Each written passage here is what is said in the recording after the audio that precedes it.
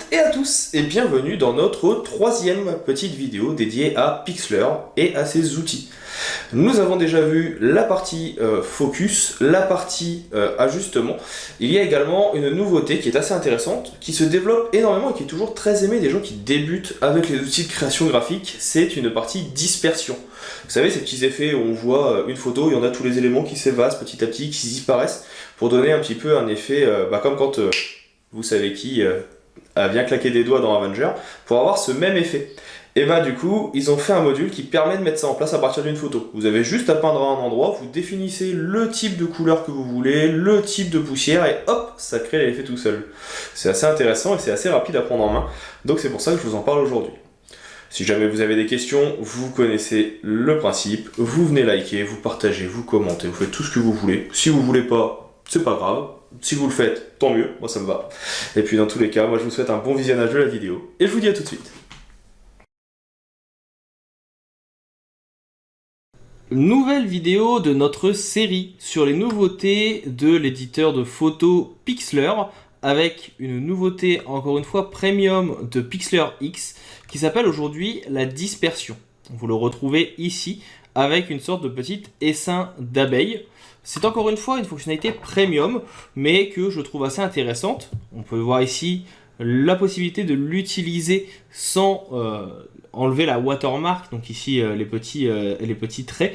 Vous connaissez le principe maintenant. Si vous trouvez que l'outil est assez puissant, vous n'avez plus qu'à aller vous rendre dans la section abonnement. Pour l'instant, on va faire le test. Alors vous allez voir que c'est assez simple. On va avoir dans un premier temps un effet de pinceau. Donc là, on va pouvoir venir l'agrandir ou le rétrécir comme on veut.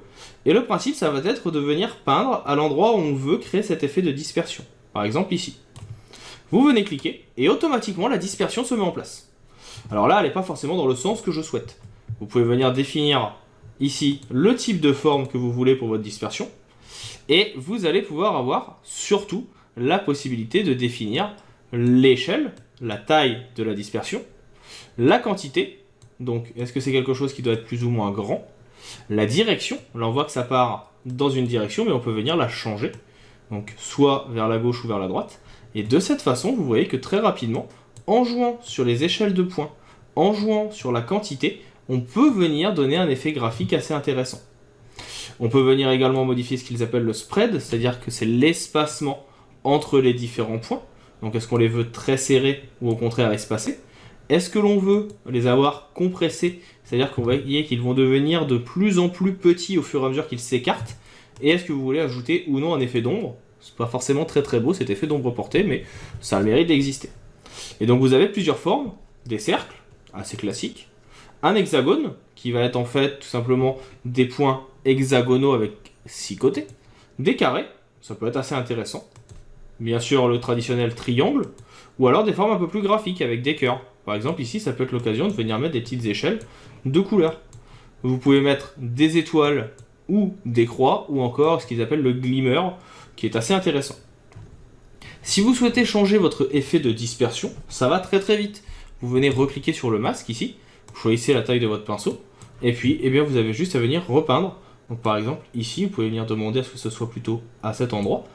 L'erreur que moi j'avais faite au début, que vous pouvez éviter, c'est tout simplement de venir peindre directement sur la forme, ou au contraire de venir peindre beaucoup plus. Ici par exemple sur le masque, je peux très bien avoir juste envie de mettre l'effet de dispersion ici, et vous pouvez venir prendre un petit peu d'extérieur. Et donc ça permet qu'il y ait vraiment votre effet de distorsion, de dispersion qui s'accentue en partant de votre personnage et en allant à l'extérieur. Donc c'est un coup à prendre, c'est des essais à faire au fur et à mesure sur les différentes formes et les différentes photos, mais ça peut donner des effets graphiques, comme vous voyez, assez intéressants. Il faudra donc vous munir de votre pinceau pour obtenir quelque chose de graphique. Donc voilà pour cette petite nouveauté que je trouve personnellement très très intéressante. Habituellement c'est quand même beaucoup plus long de réaliser ce type d'effet sur d'autres logiciels. Là en quelques clics on peut commencer à avoir des choses qui sont assez qualitatifs, donc autant en profiter. La prochaine vidéo viendra traiter du focus, également une nouveauté premium de Pixlr X. Si jamais vous avez des questions sur l'outil, si vous souhaitez en apprendre un petit peu plus, vous avez la vidéo disponible en haut dans les fiches. Je mettrai également le lien dans la description. Si vous avez des remarques ou des tutoriels que vous aimeriez découvrir, des outils que vous souhaiteriez voir développés sur la chaîne, n'oubliez pas de mettre un petit commentaire. Et puis si la vidéo vous a plu, un like, un abonnement, un partage, ça permet de faire vivre la chaîne et de permettre qu'elle continue à se développer. Dans tous les cas, j'espère que cette petite vidéo vous aura plu. Pour ma part, je vous dis maintenant à bientôt pour d'autres astuces en vidéo.